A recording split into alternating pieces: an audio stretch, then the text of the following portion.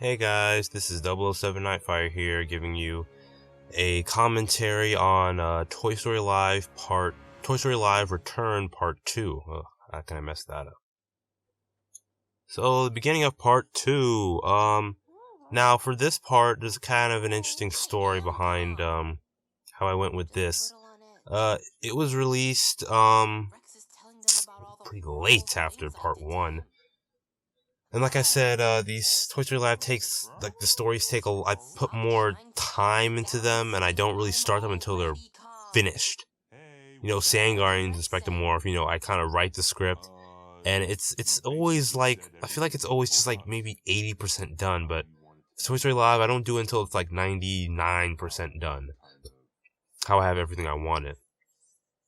But, basically the story with this is, during the summer of 2015, I took an apprenticeship, which is kind of like an internship, but you go whenever you want, and it's not paid, ever. But an apprenticeship, I went to this company, this video production company, and,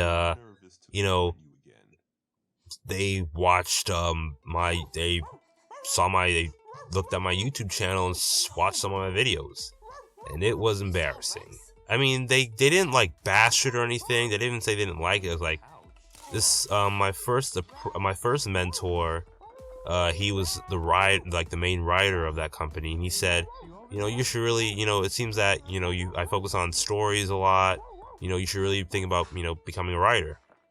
And, I talked to him about Toy Story Live Part 1 and how I did it, and he said that, my conflict needs to be stronger, and, what do these characters want? What's their internal need? And that's something I never really think about. So for this part, I put in what Rex wants, or what he thinks he wants, and what he needs. And the same for Yen, she wants to be friends with Rex, but what she needs is to just, confront him. If it doesn't go well, not be friends with Rex, but just confront him, and then live her life on her own. And I think that's what Rex kind of needs too, but he needs to stop running away from fear. And he needs to confront his past and basically just confront it. Not necessarily overcome it, because overcoming his past is being friends with Yen again. And even if he doesn't be friends with Yen, it's not the end of the world. There's the whole thing with Star Wars, and I know I'm going to bring up Star Wars for no reason, but in episode 5, Yoda says, of course, the famous line, do or do not, there is no try. But do or do not, in my opinion, is very black and white. Either you do it or you don't, and you just be satisfied with what the results are. Well, I think the fact that you have to try, I mean, it depends. For Rex, he has to, the thing is, he's trying, but he's not really trying. I mean, he's not really trying to talk to Yen. He's slowly doing it, but he needs to talk to her. And he needs to experience that fear. He needs to try. And I think that's what, even though Luke failed in the cave, he tried. He tried something. He failed, but he tried. It's better to try than to not do anything at all. So, I mean, I guess, do or do not does make sense, but I always saw it as succeed or fail. And, don't try to do something. Maybe it's just do it or don't. Don't make any excuses. Stop making excuses and actually do it and learn from it. I guess. That had nothing to do with Toy Story Live. Okay, so Toy Story Live Return Part 2. So yeah, I went to the apprenticeship, and it really helped me with this episode, especially when I went when I talked with the main writer. We talked for a long time. He helped me with story tips and how screenwriting. Screenwriting is not about, I'm not saying you won't get better by reading stuff about screenwriting, but you need to read about just current events or what's interesting to you, or other aspects of life. Just read a magazine and read something about Kung Fu and learn something new, and maybe you can write about it, Screenwriting is not only about, I have to read screenwriting websites and stuff like that to be a good screenwriter. You can just read anything. You can read books, you can read, instruction manuals, I guess, terms and conditions. Like, how did they come up with this? You can make a story about anything. Just read whatever interests you. Read something new. So I think this episode's more focused on Rex, and it has the action that I want. There's more action. There's not just like anything really about exposition anymore. It's mostly about action. I feel it's more tighter as well. And another interesting thing about this episode is that now this is the first episode that has original music. And what I mean by original music, I mean, looped songs from GarageBand that were put together to make something new, I guess. So yeah, all the music is just like loops from GarageBand, and I just put a bunch of loops together and I made something. So I don't know if that counts as original music, but if it does, then yay. If it doesn't, then well, hey. It's the first time I didn't really go look for royalty-free music. All the music in here is original, I would say.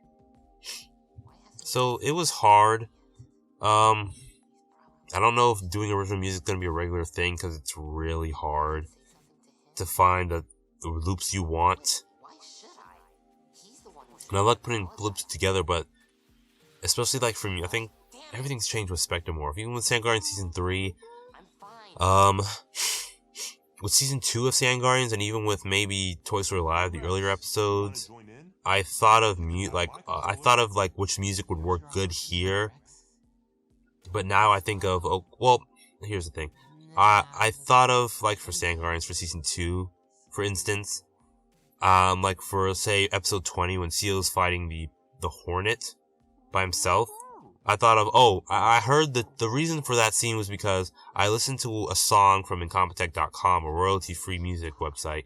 I listened to a song on that website, and I was like, this is a good action song. I could use this for an action scene. Maybe I can use it for this episode. That's going to be a good action scene. So I thought of this, I listened to the song, and then, if I feel the song could fit into, like, an episode, or a future episode or something, I'm like, I can use that song for something. Then I used it. Another good example is, Toy Story Live Rules of the Game, that episode. I used a lot of, electronic songs to kind of match the action scenes.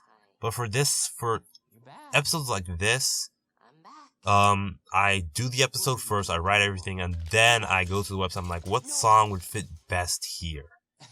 And I couldn't, for the life of me, I couldn't find out what, because I need to figure out what the tone is, and what do I want the audience... What do I want the audience to feel? So I just decided to do original music for this one. I'm like, maybe this would be fun. Maybe this could work. And I did this. I did a whole day just, I think, looking up music, creating original music. So this episode was really tight. Really, really tight. Well, it's nice talking to you again. Writing it was pretty fun. I don't really remember writing this one. It was pretty quick, I think. Especially the ending scene, the ending speech. Especially, and with Toy Story Live, since, I'm filming it, and it's not, like, in a game engine, I have to, like, tweak the lighting in post-production, of course. Just a little bit, not drastically, like, make things look a little brighter, make things a little darker, add the contrast a bit more, make it just look as best as I can. And I really did play with, like, the saturation.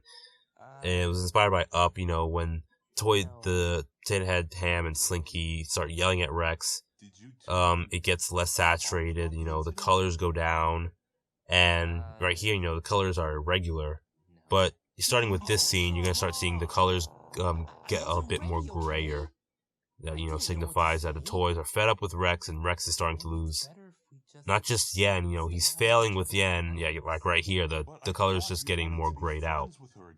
So he's failing with Yen. He had an opportunity to talk to her, and he ran away. And, of course, that happens a lot with the inspiration for this whole three-parter, this return little miniseries, this arc, is my relationship with this girl, or friendship/relationship. And we had fights a lot, and how during those fights I would kind of not really confront her about them. Just kind of run away, not really confront it. And I mean, it's not easy. At least for me, I mean, because this fear is really strong, and fear prevents you from doing a lot of things, like releasing videos. So, yeah. This episode, it was hard, but personally, I like it a lot more than the first part. And that's one because of the original music. Until then, I'm not gonna do any more of your dirty work. And then this scene was just basically to raise the stakes for Rex. He's losing everything, and with the toys gone, nobody can do things for him anymore, and he can't really go to anybody to talk to, and he just needs to confront Yen. And there was a short scene where the toys go back to the game room. They find that Yen's not there, but I just decided to jump right into this scene where reveal Yen is actually there, confronting Yen, and confronting Rex, and just a good way to show that Yen is not gonna wait for Rex. She's gonna do it herself. You and I know we need to talk. Because this is what she wants. She wants to confront him. What happened that day with you? And always had the idea of Rex maybe having a girlfriend, before the other toys came. Because nobody just really asked, why is Rex a plushie and the other toys are, they look like their real counterparts. And that's because if you're wondering, I've had Rex since I was a little kid, since the 90s when Toy Story first came out, and he's kind of like a puppet toy. He's not really a plushie, he's a puppet toy. But yeah, I've had Rex for a long time, and I thought maybe you can grow a relationship with one of Rex, Ace's other old toys. I thought that'd be interesting. Say something. I don't know what to say. So yeah, I tried to with that apprenticeship. It really helped me figure out what Rex's problem is, and Ham bringing up the fact, what do you want, Rex? Do you want to be friends with her? Because if you do, then you wouldn't push her away. So does Rex want to be friends with her, or what's his real dilemma? And I think the answer to that, I hope I'm not really giving anything away, is, well, I'm not going to answer that. I'm going to answer that to myself, but not to you guys yet. Not to you guys yet. Part 3 is coming. Maybe not this year, but it's coming. No. Trust me. It's because you're back now. Might not come soon, but it's coming eventually. But, yeah. I think maybe this episode turned out pretty well. People liked it, just as much as they did the last time. So it's my fault you're feeling this way? Especially now, I don't know how they would do that 5-parter, but two, multi-parters, you gotta know where the hell you're going. And for me, I don't really know where the hell I'm going. I have an idea, but it's not solidified yet. And I like this, again, just raising the stakes a hell of a lot more. Now, Yen is fed up, and she doesn't care if what Rex says. She's gonna live with the other toys, and Rex is just gonna have to deal with it, and she doesn't really want to speak to him about it again.